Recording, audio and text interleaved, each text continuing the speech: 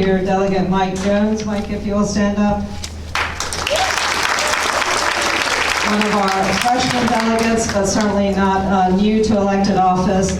Delegate Jones served as chair of or president of the Richmond City Council and was on the city council for many, many years, and certainly understands the scope and the critical need for addressing these concerns for our constituents. So thank you, Delegate Jones, for joining us. And we have two of our supervisors, and we're expecting a third. We've got Supervisor Dr. Mark Miller here, County Supervisor. And one of our newer county supervisors, just elected, Jessica Schneider. And we're certainly expecting Supervisor Jim Holland to join us as well. And I want to give a shout out to Supervisor Holland. If you're enjoying the space at Beulah Recreation Center, we owe Jim a debt of gratitude. He was the catalyst that ensured that this particular facility would be open, that it would be renovated, and it would serve the needs of our Chesterfield area. And it's just been a lovely space for all of us to gather and host meetings and events. And I also want to give a shout out to all of the Parks and Recs folks scattered around the room who have done such an amazing job. Thank you to all of them. So there are a few goals that I personally have and that I think I share with my colleagues here. And I'm sorry, we have another elected official sitting quietly here. I just saw you here again, Jennifer Hughes, Commissioner of the Revenue.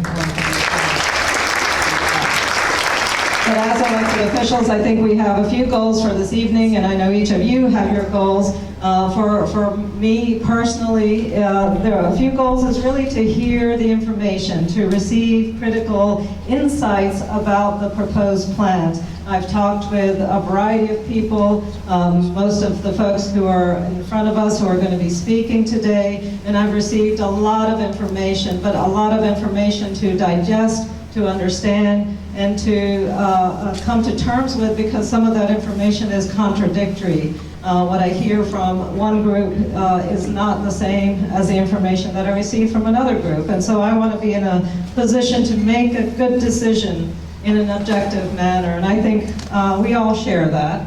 And I know that you too want the facts, want the information so that we can reach objective decisions appropriately. And I think this will help us, those of us who are in office, gain the guidance and the details that we need in order to serve our constituents best, in order to make appropriate decisions for our communities.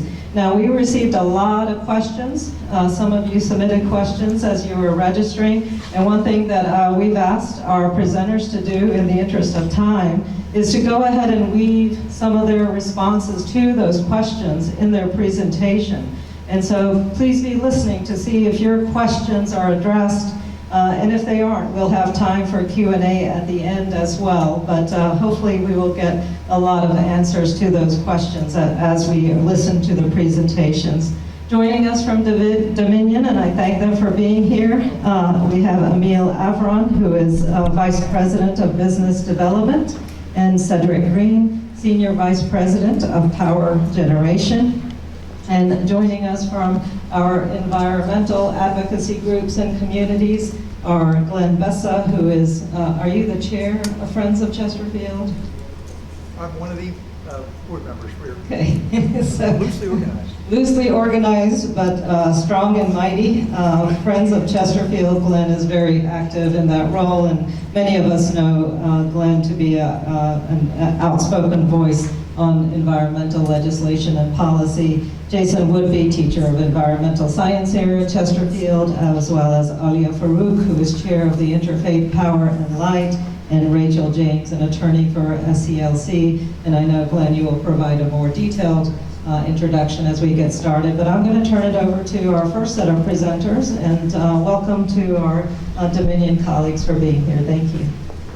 Thank you, Senator Hashmi. Good afternoon, everyone. Again, I am Cedric Green. I guess in a couple of weeks, I'll be celebrating 30 years of service with Dominion Energy. So happy to be with all of you. Thank you. Thank you so much for taking time, especially on as has been said, a beautiful Sunday afternoon. You'll hear from Emil here shortly, but we want to get into the information and again, also, of course, at some point get into the question and answer session as well. All right, Emil?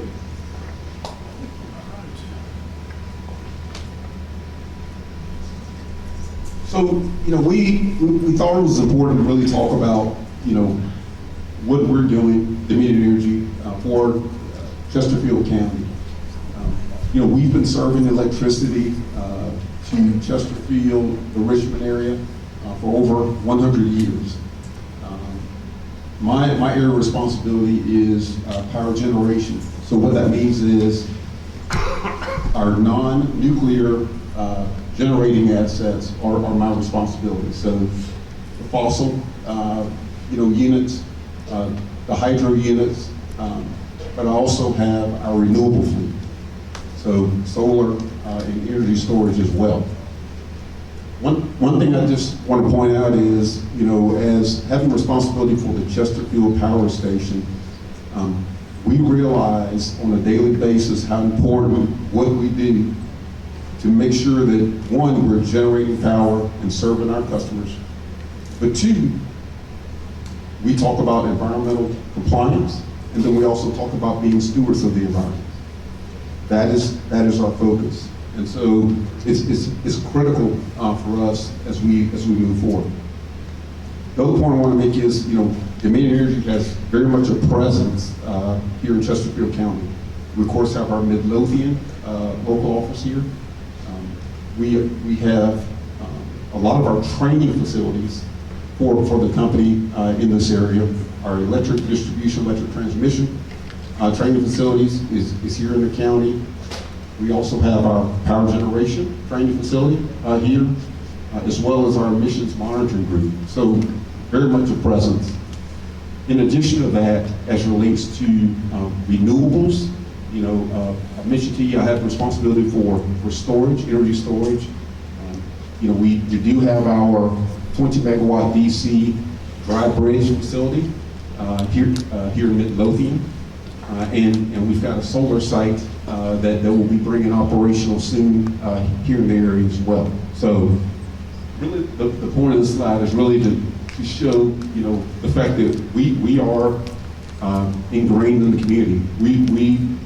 We want to make sure we have a presence in the community. And the thing we talk about as a group is our biggest responsibility is to provide affordable, reliable, and increasingly clean energy to the 2.7 million electric customers that we serve. That's really what we do. All right, next slide. So, as it relates to the clean energy transition, there's a good bit of information on this slide.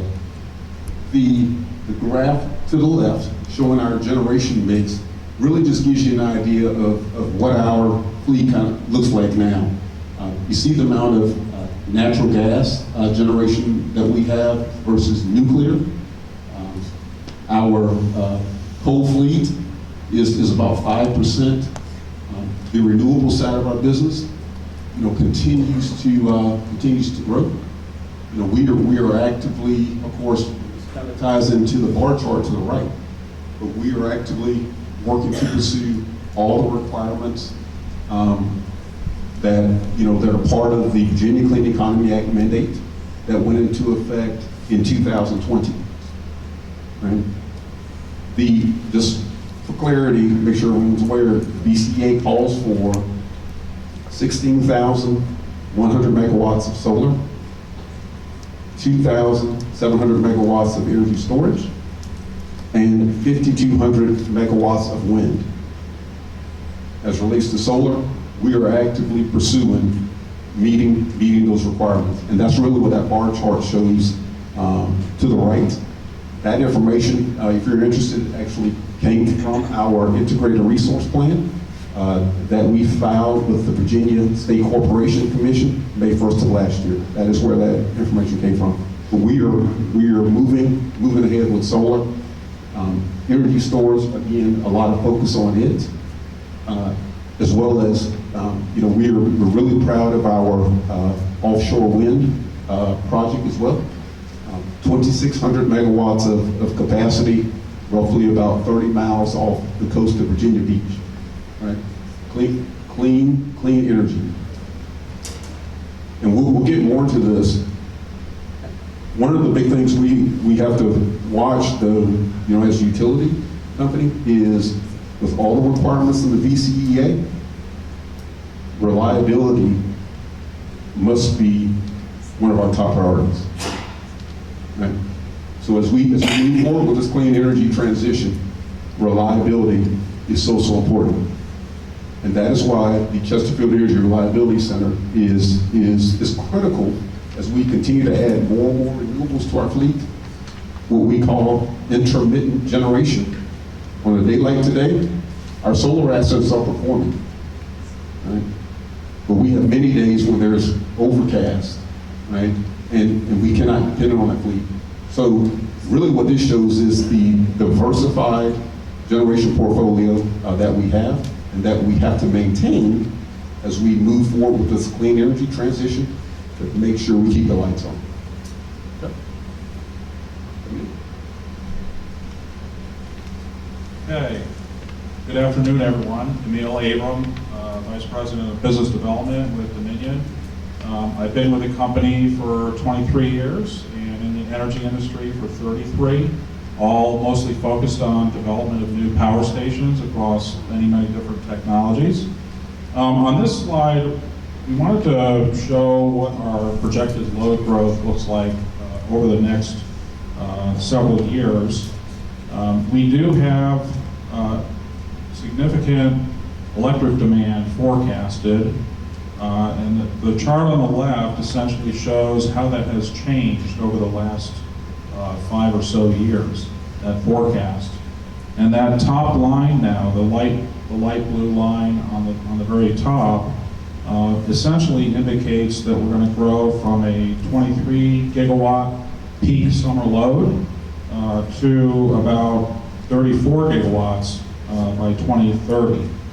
So that's a pretty significant increase.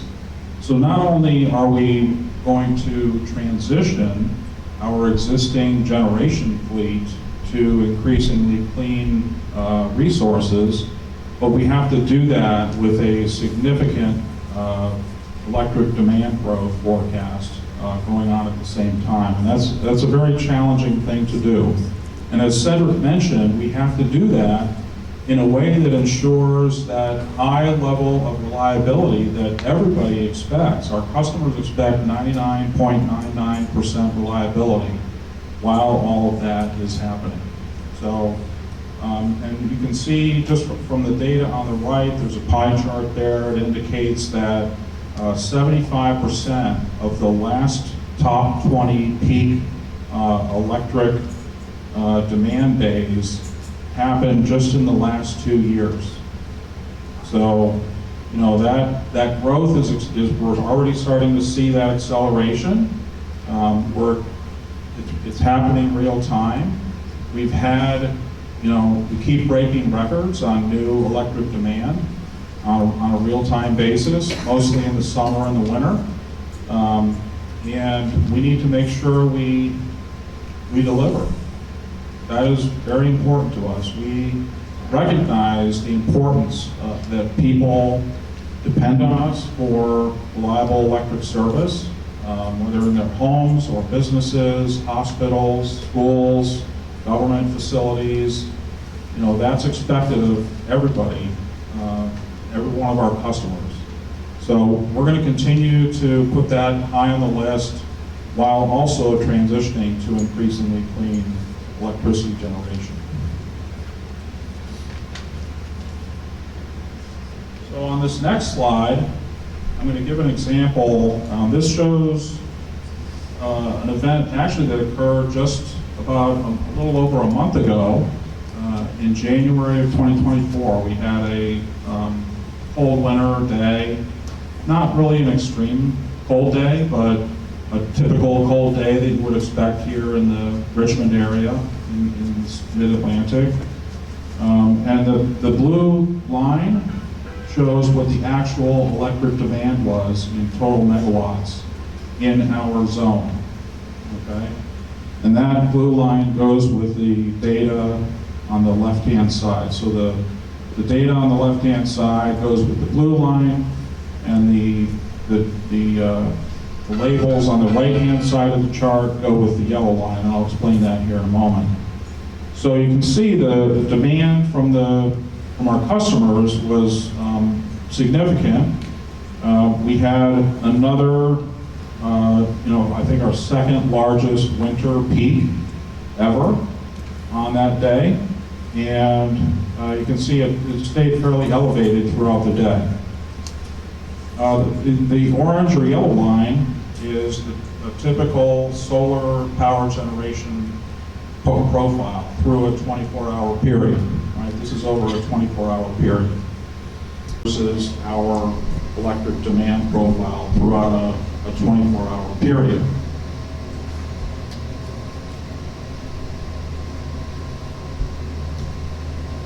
So going to the project details, this facility will consist of 4 combustion turbines, each equaling about 250 megawatts of output, so a total of 1,000 megawatts.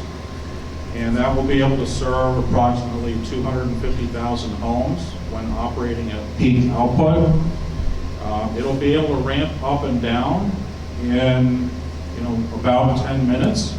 So very quick response. That's important especially when you have, for example, like you saw there with the solar ramping up and down, beginning of the day, end of day, that resource being able to kind of fill in the gaps or valleys when other resources that are not dispatchable, we can fill that valley in. This is expected to have flexible fuel capability. It will operate on both primarily natural gas. It will have backup fuel that is ultra-low sulfur diesel fuel, and that will be used at times when either natural gas is not available, which does sometimes happen during certain days, or when there's just an economic value to operate that versus natural gas. The facility will also, in the future, be capable of burning hydrogen fuel. So we're preserving that option for the future. That's not something we would place in service right away, but we're going to keep exploring that as a fuel for the future, and that's included in our air permit application with the Virginia DEQ. The facility will also have the best available control technology incorporated in it, using the most advanced state-of-the-art combustion turbines.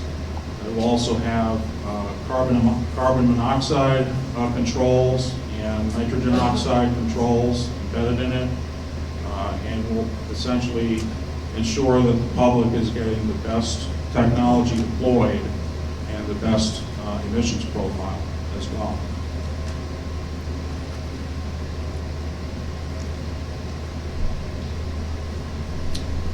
So the facility is located at the 94-acre site in the James River Industrial Center. It's already zoned industrial or I3. It's part of the Route 1 corridor technology that exists today. It is right next to Chesterfield Power Station, right adjacent to it. It allows for a lot of benefits from the Chesterfield Power Station being incorporated in this new facility, including personnel and the expertise that we have there at the site to operate and maintain the facilities. The site has electric transmission access that's favorable, and also natural gas pipeline system availability as well. So it ends up being a great location for such a facility. It's also not close to residents. The nearest resident is about 1 mile away, given that it's an existing industrial zone that's been developed over the past 100 or so years, maybe more like 75. So we think it's the right location and the right time and the right facility to be proposed by Dominion Energy. Almost there. So as part of this project, we have significant economic impacts. Oh my gosh, this is very sensitive, sorry. So the facility will have, will utilize local workers from the represented unions. We expect to have minority and small businesses represented in the construction of the facility. We have hiring, apprentices, and training planned. We have engaged workers from historically economically disadvantaged communities on this project and past projects like it. And we're evaluating the participation of unionized workforce in facilitating those discussions for the construction of the facility. So we think that there are significant economic benefits to the project. You can see those listed there on the slide. They're fairly significant and they're long-term. All right.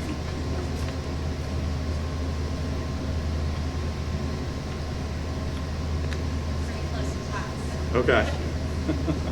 Sounds good. I think, let's see, I think we're going to stop there and we'll maybe turn it over to the question and answer period when we have time to finish. Thank you. Thank you. So my name is Glenn Bessa, and I am retired from the Sierra Club as the Virginia Director. I've been active in environmental issues. I've lived in Chesterfield County for about 24 years, and very happy that we have such a good crowd here this evening. I'm going to let my colleagues introduce themselves in the interest of time, but I did want to say that when we learned of this gas plant, we came together, a number of people came together who were very concerned about this. We formed a group called Friends of Chesterfield County, which I think will probably be taking on other issues too. But at this time, Friends of Chesterfield County was formed to inform the public and to raise concerns relative to this project. So let's see. Just wanted to kind of give you the geography here. We'll talk more about this later, but this is a slide showing where the plant is and where some of the other facilities that we're concerned about would be. With that, I'm going to turn it over to my colleague Jason, who will introduce himself. Hello, everybody. I just want to say thank you to all the community members who have joined us today. Thank you to Senator Hashmi for organizing this event. My name is Jason Whitby. I'm a resident of the Bermuda District, and I teach biology and environmental science at Carver Academy. I've lived in the county for about a decade, and my wife is a lifelong resident. The plant we are discussing today generates power by burning fossil fuels, mostly methane and fuel oil. And when you hear proponents talk about natural gas, they're talking about mostly methane. That's about 95% of what makes up natural gas. Dominion's application is to run the plant up to 37% of the time. This will result in a large amount of pollution being released, and this pollution will have many negative health impacts on residents of Chesterfield, especially those living close to the plant. The plant will emit 345 tons of nitrogen oxides, 819 tons of carbon monoxide, 159 tons of volatile organic compounds, and 159 tons of particulate matter size 2.5. It will also emit sulfur dioxide, lead, and other pollutants. Each of these can cause serious health impacts.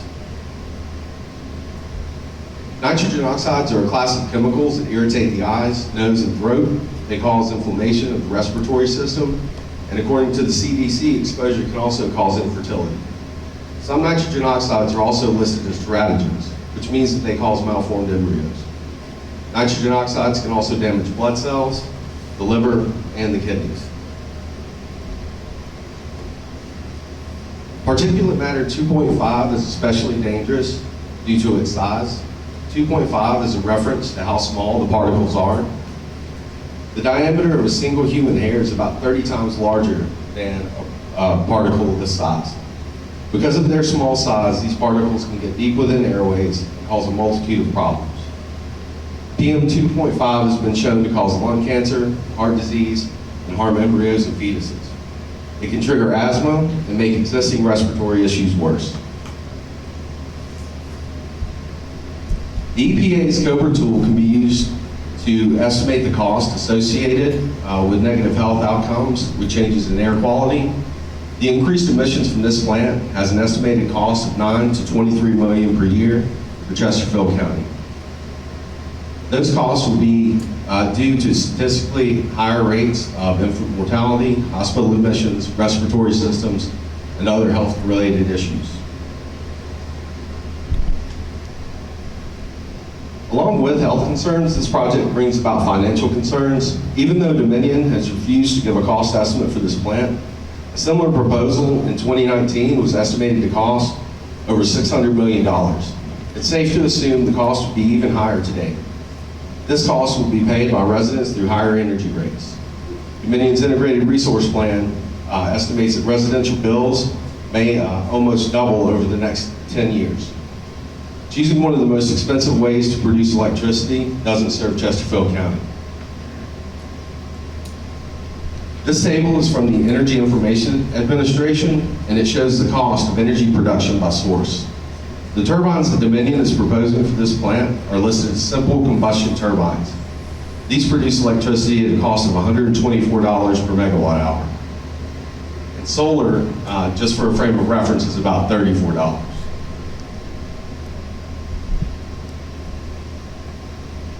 Methane power plants are overly expensive, highly polluting, and prone to failure during extreme weather events.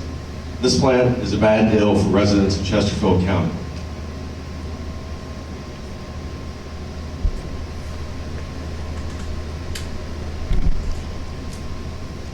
Good afternoon, everyone. My name is Aliyah Farouk. I serve as the chairperson for Virginia Interfaith Power and Light. We collaborate among people of faith and conscience to grow healthy communities by advancing climate and environmental justice. We do this work because all people have the inalienable right to clean water and clean air. I have been residing in Chester for over 27 years now. I am also the wife of a retired lung specialist who practiced in Hopewell for 20 years. I witnessed the heavy toll it took on my husband to see the suffering of his patients. On an even more personal note, my family is no stranger to lung issues and cancer. Unfortunately, both my in-laws, who lived with us for 20 years, died of lung disease. My husband's younger sister also died of cancer. So I have a first-hand account of how these illnesses are extremely traumatic for those suffering from them, but also so difficult for the family members who have to helplessly watch their loved ones in pain and gasping for air. So naturally, you can understand why I am so concerned about the proposed gas plants. We know that these type of plants impact our health negatively and can lead to premature death. The community that would be most impacted are the people who live in close proximity to the proposed plant. In this situation, we have a textbook definition of an overburdened environmental justice community, who are majority colored folks, and 25% of them live below the poverty line. Within a 3-mile radius, and we saw the slide earlier, within a 3-mile radius of this lethal proposed plant, we have over 6,000 homes. Almost 25% of the population is under the age of 18. We have Bellwood Elementary School, only 2 miles away. The closest home is less than 1 mile away, while the community center is 1.4 miles away, and the James River is only 1.8 miles away from the proposed site. Unfortunately, this community has a long history of environmental injustice. As you all know, it's been less than a year since the coal-fired plant was finally retired in 2023. This plant remained active and thus harmed this community for over 50 years. Due to the fatal effects of toxic coal, the community and the environment have suffered significantly. Common health impacts of coal-fired power plants include, but are not limited to, asthma, brain damage, breathing difficulties, heart disease, cancer, neurological disorders, and premature death, just to name a few. But the nightmare didn't end last year. There are currently millions of cubic yards of coal ash, which is going to take over a decade to remove. Coal ash contains hazardous materials such as chromium, lead, lithium, mercury, radium, and other heavy metals, which are carcinogens. Cancer, heart disease, various lung diseases, thyroid issues are all linked to these metals. It is no secret that coal ash ponds leak into the environment and ultimately harm us all. The fact that we are even considering placing another poisonous fossil fuel plant in the vicinity of the same community which has been suffering for over 50 years and will continue to suffer indefinitely due to the injustices of the past is both mind-boggling and extremely disappointing. Instead of trying to support and remedy the inequities of the previous decades, we are once again targeting vulnerable communities so that a few can profit. As leaders, we have the responsibility to support our neighbors, our planet, and our future generations. While economic growth is important, we should prioritize public health and environmental stewardship. Clean air is a basic human right. And I'm going to say that again. Clean air is a basic human right.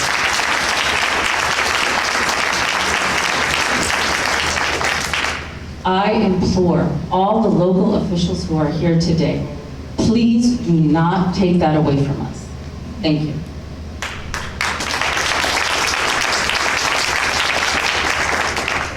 Thank you all for being here. My name is Rachel James, and I am an attorney at the Southern Environmental Law Center, or SELC, and I'm actually a resident here in Chesterfield County, in Bermuda District, which is the district where this plant has been proposed to be sited.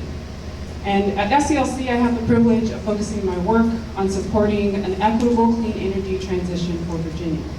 And in this role, I've learned and focused on reliability and resource planning. And so I'm here to speak a little bit about that with you all here today.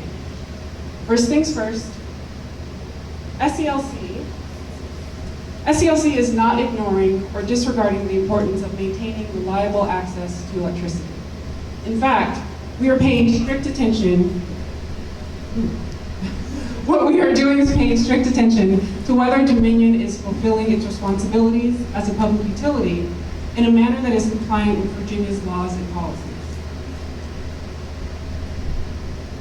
Dominion often mentions, as you heard today, how concerned it is about its ability to keep the lights on, and it takes its responsibility around maintaining reliability seriously.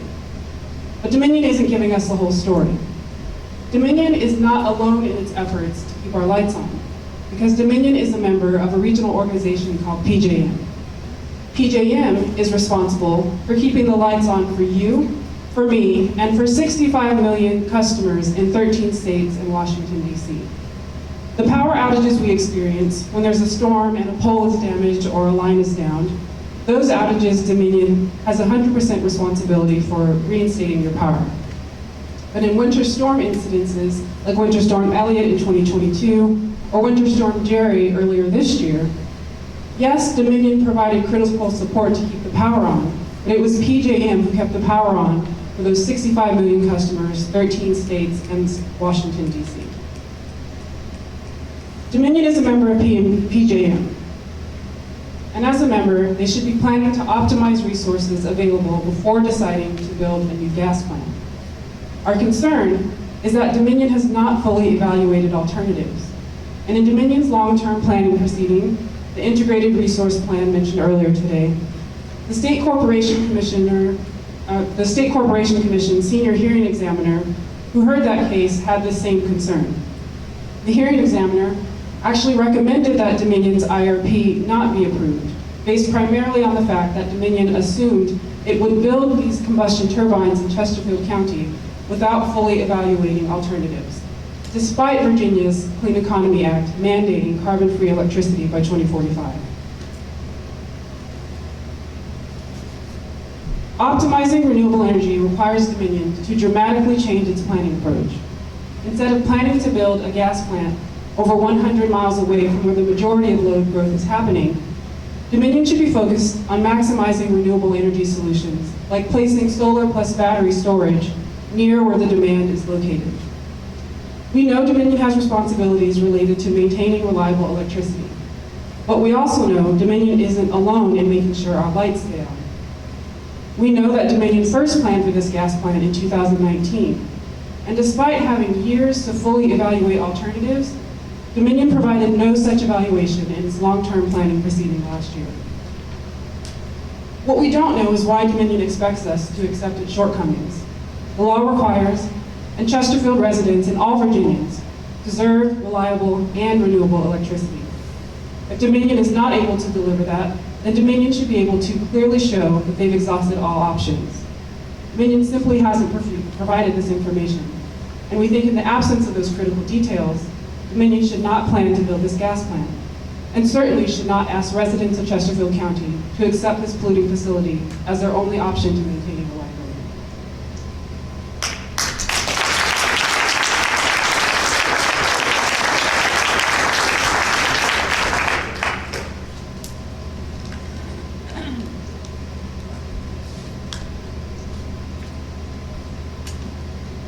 Okay, you just heard about the need to consider alternatives.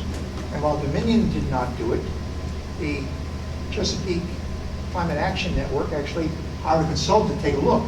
And you can see the Apple Associates in 2023, I think it was September last year, did an analysis, and they indicated that that Dominion could actually meet its load by investing in renewable energy, solar, wind, batteries, and most important that they seem to leave out a lot is efficiency and what's called demand-side management. There's no reason why we can't curtail use in some cases. There are certain uses that can be curtailed when we have a need, and actually see that that power goes somewhere else. So it's really important to recognize that there are other ways to do this. And if we went about this approach, that consultant determined that we could actually save ratepayers $28 billion because did you know that solar is the cheapest form of energy available? And obviously batteries are coming down in price as well.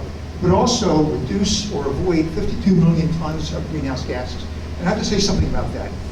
Right now, Dominion's plan is to double its greenhouse gas emissions. You're concerned about climate change? I think most of you are, okay?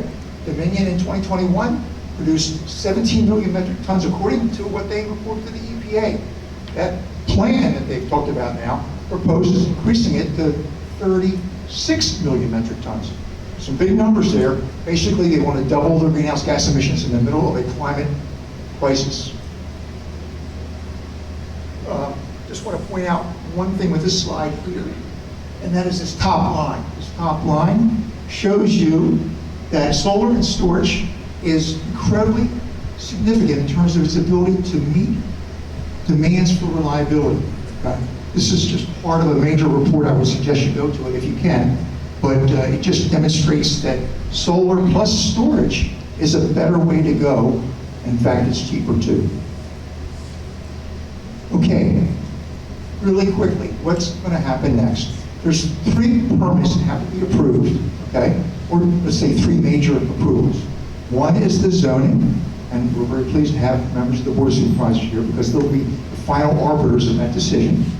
They also have to have approval from the Department of Environmental Quality and the State Corporation Commission, which ultimately decides how much we get charged for the projects that Dominion builds. Right now, we're in step 1, and they can't proceed to step 2 or 3 without first getting the zoning, and that's why this meeting is so important. This is just a simple diagram of what's involved. The application was filed on January 30th. It is currently in review. Oops. Wow. What happened there? Okay.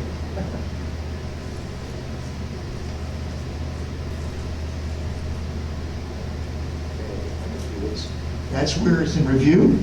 We're looking forward to the Planning Commission taking it up in May or June, our best guess, and probably the Board of Supervisors in June or July.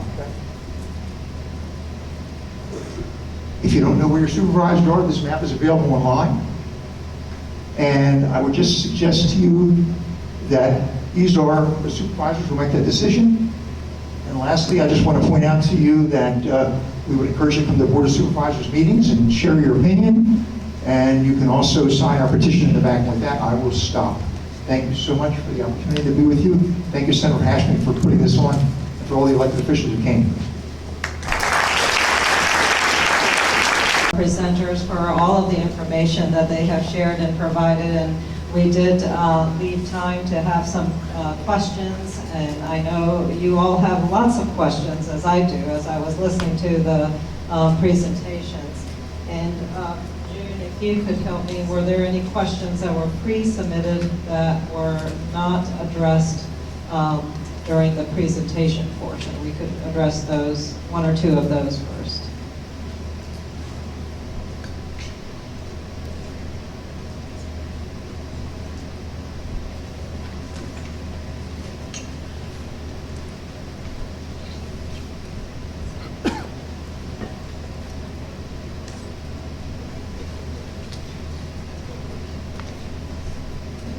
So one of the questions that was asked, Mr. Besa alluded to the State Corporation Commission. One of the questions was, when this project goes forward and is approved by the SCC, how will it be financed? I assume this will be an additional rider added to the current bill for all Dominion customers. So if Dominion could please address the cost. Sure, absolutely. So yes, when we propose a facility before the State Corporation Commission, we seek two things. One is a permit to construct and operate a facility such as this, which is called a Certificate of Public Convenience and Necessity. And then second, we would seek approval to recover costs over the life of the asset, as we do for any other facility, for solar, storage, wind, nuclear, natural gas facilities, as well. So that would be a process that we would go through with the commission. We would expect that decision to occur obviously before we start construction of the facility. So that's something we need before we start construction. Thank you. And then one other question that was not addressed is, has Dominion Energy conducted a climate risk assessment on building out gas infrastructure and evaluating if it's likely for the gas plant to become a stranded asset? And if you all would mind defining stranded asset, just for folks that may not know in the audience. Sure. So I would say that, again, this asset, we're planning to build 95% of our new nameplate generation as solar, wind, and storage. This is about 2 to 3% of the new construction in nameplate megawatt capacity that we are looking to build. And again, it's to fill in those valleys when solar and wind are not operating. You cannot operate a grid reliably on just solar, wind, and storage. That's not possible with today's technology. It requires new technological advancements. It requires public policy changes and opportunities. It requires a number of different aspects to come to the market and allow us to retire fossil fuel assets in the first place. So we're very keen, and we do not want to add any more fossil generation than we need to. We have committed to achieve zero carbon emissions by 2050 across our entire company. And it's certainly not something we want to do without serious consideration, serious thought behind it, and the data that goes behind it to demonstrate the need. And we plan to do that in front of the State Corporation Commission to demonstrate that need in great detail. So, we have not done the analysis you're suggesting. Natural gas currently provides close to 40% of the electric generation in the state for Dominion customers. 30% is nuclear power, and the rest is renewables and other types of generation. So that mix is going to change, but we still need to rely on natural gas to fill in those gaps when solar and wind are not performing.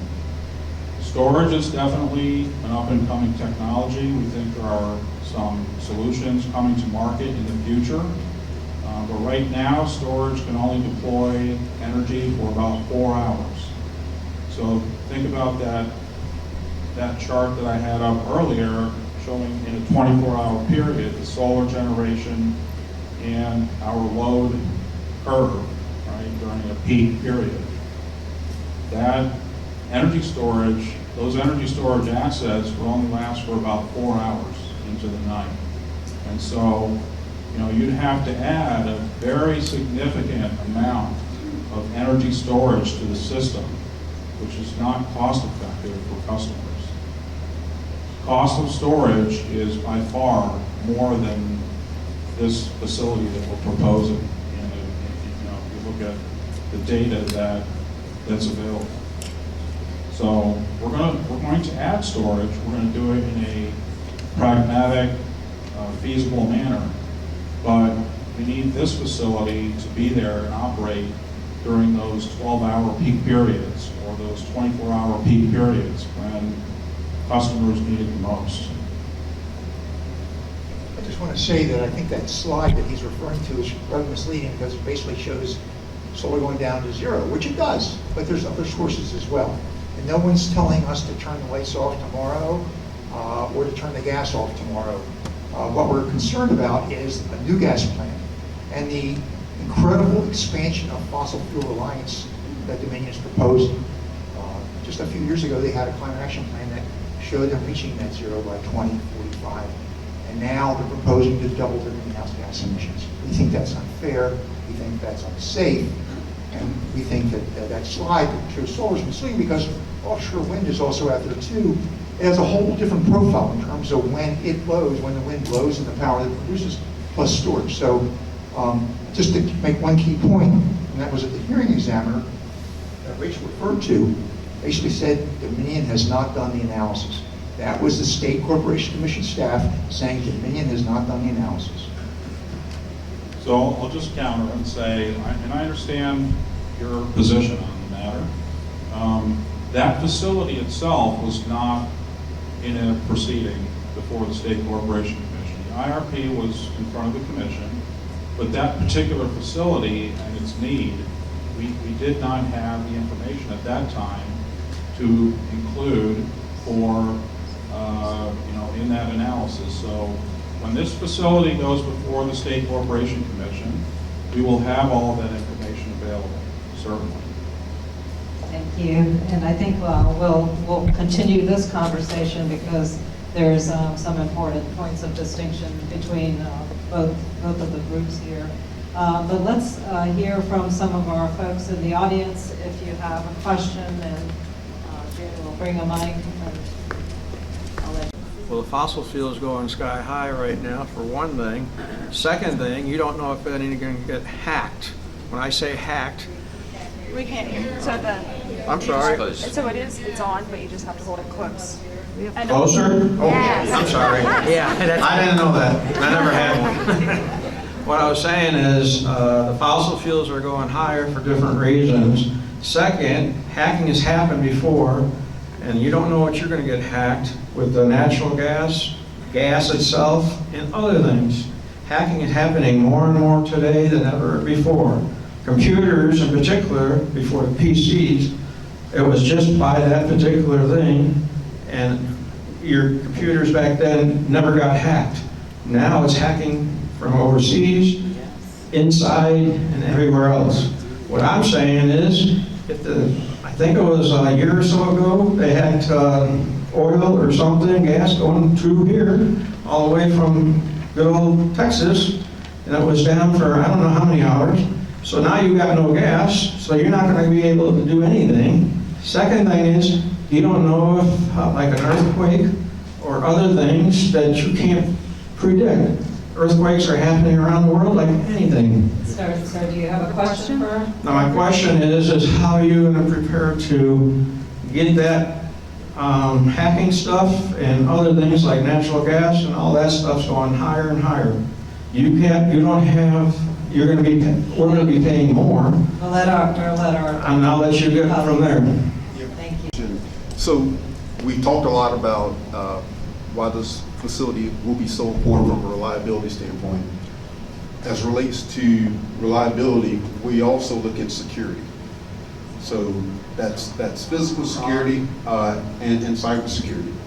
So just to, happy. yeah, just to give you an idea, at our what we call our traditional facilities, our solar energy, that's in one area, renewables. As it relates to our traditional facilities, our power plants have what we call industrial control systems.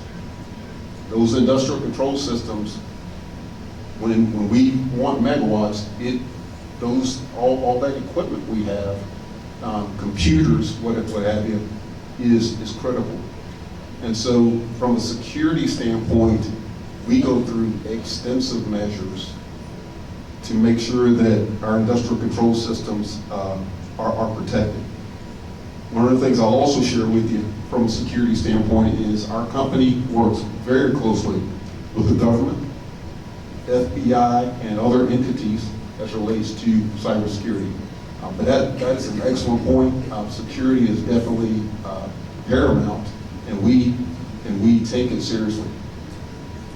We also do that with our solar and energy storage fleet, and as we design and build the offshore wind project, same thing.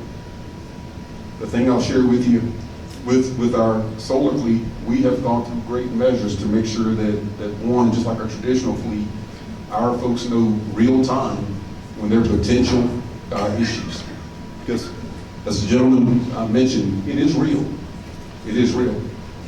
But the thing I'll tell you from a having responsibility for it, as I mentioned earlier, we take the fact that we serve 2.7 million electric customers very seriously. And so our assets have to be available, and we recognize these security threats. And this is one of those topics that we're not going to rest. We're continuing to implement more and more standards as we learn more and more about the threats that are out there. A lifelong resident of the Bermuda District, and just got a couple of comments and questions. Some in the public are of the opinion that the purpose of the peaker plant is to supply power for the proliferation of approved and proposed data centers in Henrico. Due to the very favorable tax rate for computer equipment, it's 40 cents per 100 versus $3.50 per 100 for their business equipment. What would keep Dominion from operating this plant at 100% capacity to cover the demand from online and future data centers? And if the data centers demand is indeed in Henrico, wouldn't it make sense to have this peaker plant in Henrico rather than Chesterfield? That's basically in a nutshell what I'm asking. Customers that seek electric service. So, for example, if someone's building a new home and it's in our service territory, right, they would expect to receive electric service. Now, that's the same case for commercial customers, industrial customers, etc. We are obligated to do that. We don't have a choice to say yes or no. We're obligated because that runs all the way up to the federal government's rules about serving and having open access to electric service by all of the public. So whether it's a data center or a Lego factory or a new home that's being built, we're obligated to serve all of those. And data centers certainly are a large component of the load growth that's coming to Virginia and has been coming to Virginia now. But we're obligated to serve that load. We can't say no. We have to plan for that. So we're planning the right transmission, the right generation resources, and we're also going to do that in an ever increasingly clean manner. As Cedric mentioned on one of the slides, we're planning 30 to 45 gigawatts of new clean generation. This is 1 gigawatt. This is a fraction, a small fraction. It's 2% of that amount that we're planning to deploy. And I mentioned that this facility, is proposed here because it's an existing industrial zoned area. It's not near residents. The nearest resident is about a mile away. It has been operating as a power station in the past. It has access to electric transmission resources and natural gas resources readily available. And so that's why this site has been selected.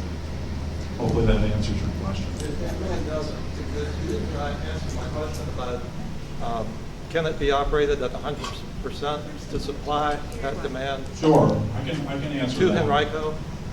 Sure, so this type of facility would not operate that as much as 100%. First, our air permit that we submitted won't allow that, right? So we're capped at 37% of the time, roughly, approximately. But it will be deployed when our customers need it most, right? During those high temperature days in the summer and very low temperature days in the winter. That's when it's expected to operate. So we don't anticipate anywhere near 100%. It'll be much, much less than that. I think we have a comment here.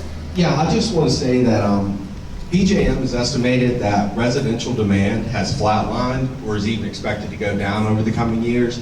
So I think it's a bit dishonest for Dominion to frame this as if it's about keeping the lights on here in Chesterfield County, when in reality the new demand is coming from these data centers.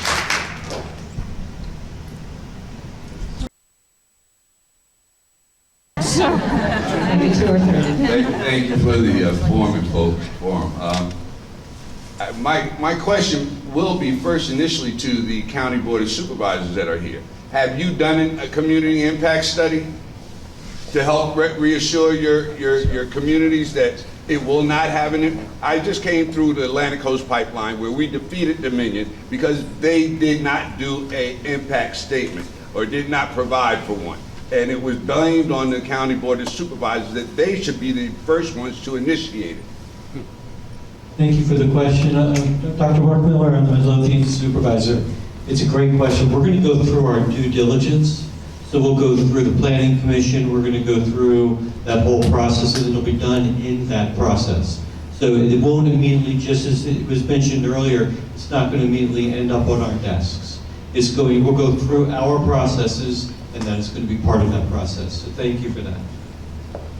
Field residents are concerned about the issues of development all across the county and certainly all across the region as well. And that's something that our local elected officials are grappling with and are certainly interested in your feedback and your comments.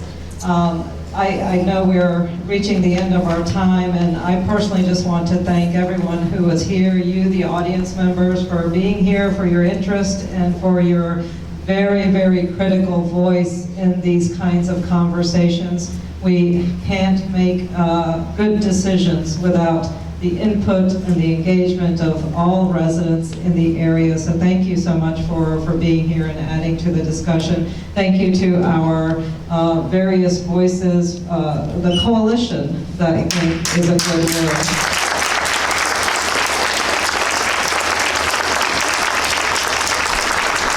When we look for community action on key issues such as this, building a coalition of different groups has been so important. So thank you for coming together. Thank you for your collaboration, and thank you for sharing all of your insights and your expertise. And I know you will probably be hearing from many folks in the audience just to gain more information.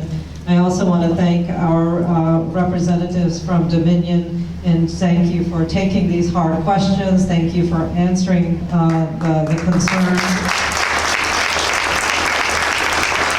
And I know that I will be personally reaching out still to you all to seek some additional answers. I heard some things today that I had not known previously, so I'll certainly be reaching out for some additional clarification. And I want to thank my fellow elected colleagues for being here. And Delegate Jones and I both represent Chesterfield County, along with several other of our elected officials, but we will be thinking through all of these discussions in the next few weeks, and certainly watching closely for the actions of DEQ, the actions of our local elected officials, and the actions of SCC as well. I think we will all stick around for the next few minutes, and happy to take personal questions and conversations. But thank you again for joining us. Thank you again to the Parks and Rec Department of Chesterfield County for hosting us.